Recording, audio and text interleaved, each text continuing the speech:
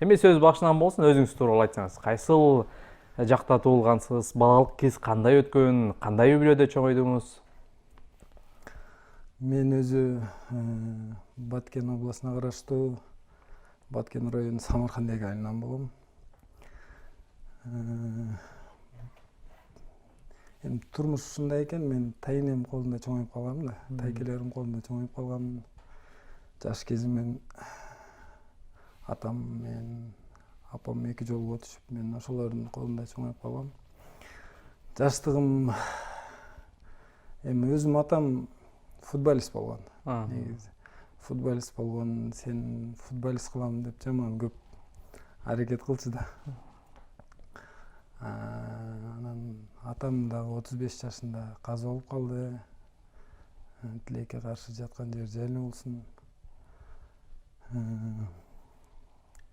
Кичинекей кезимден аябай шок болчумун да, жаман шок, үйдө хулиган болчумун дейм. Бизди 9-класска чейин залга киргизбечи да. Айылда волейбольный залга киргизбечи. Топту берип коюп, футбол ойнотуп койчу сырттачы. Ошол анан атам өтүп кеткенден кийин бир аз футболго болгон көз карашым мындай токтоп калдыбы, кызыгуум токтоп калдыбы. Демек ага чейин катышып жүргөнсүз футболго? Ага чейин атам бир туугандары баары бул жакта да, Бишкекте. Анан айылдан каникулга келем бул жакта. Азыр эмгек резервинде, Турдай резервде Василий Семенович деген тренерим бар болчу. Азыр ошол курактуу мурда ойноп жүргөн тренерлер билсе керек ал кишини. Ошол кишиде машыгып жүрчүмүн футбол ойноп. Жаңы Honor хиттеринин бирин сатып алсаң, 1,5 миң сом кэшбэк берилет. Бөлүп төлөөгө алуу дагы жеткиликтүү. Остор дүкөндөрүнөн же О-маркеттен ал.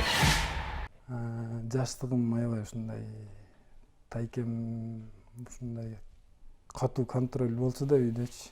Ошого карабай жаман шок болчумун да. Коңшулардын тоогунан тоого калбай,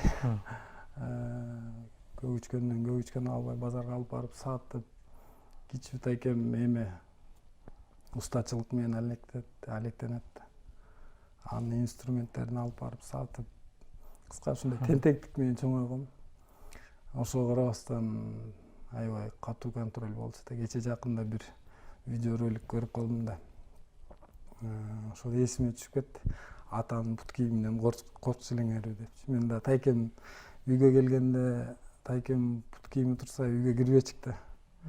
Коркконубузданчы. Ушундай негизи жаш бирөөдөн жаш балдар аянып, коркуп турган жакшы окшойт негизиненчи. Ошол анча-мынча ийгиликтеринде негизи менде болсо жакшы жактарым бар ошол. Тайынем, тайкелеримдики. Жаман жактарым болсо өзүмдүкү да. Ошо. Волейболго кантип кызыгуу пайда болду? Спортко алгачкы кадамдар кантип жаралды?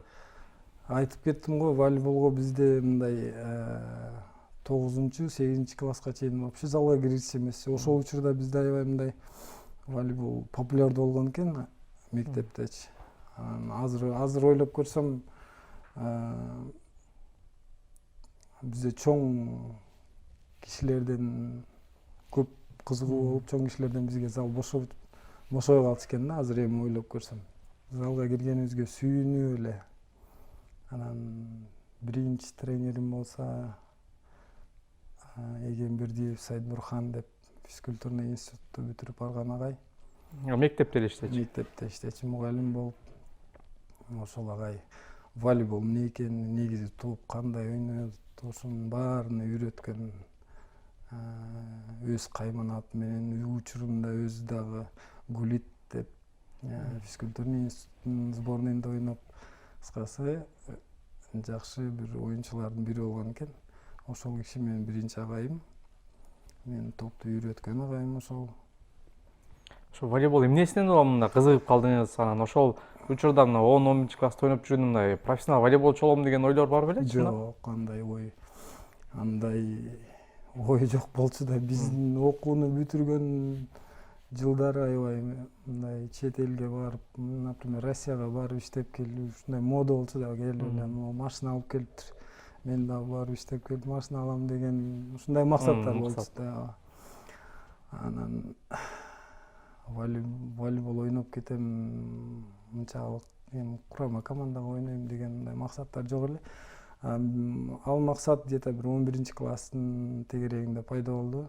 Анткени мектептер арасында спартакиадага келип биринчи местени алганбыз да. Республикада биринчи местени алганбыз да. Анан жалган айтпасам бир 3-4 окуу жайдан чакыруу түшкөн.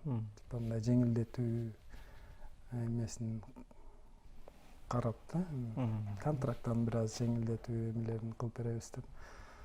Анан Бурхан агайым бул жакта менде таанышым бар шаарда. Өзү волейболчу. Азыркы эмгек сиңирген машыктыруучу Амиров Исматил Райым Бабаевич деп ошонун колуна келгем. Биринчи курстан баштап. Бул жака келгендеги эми история өзүнчө да бир башка да. Бияка келип кайсыл университетке өттүңүз ошондо? Исхак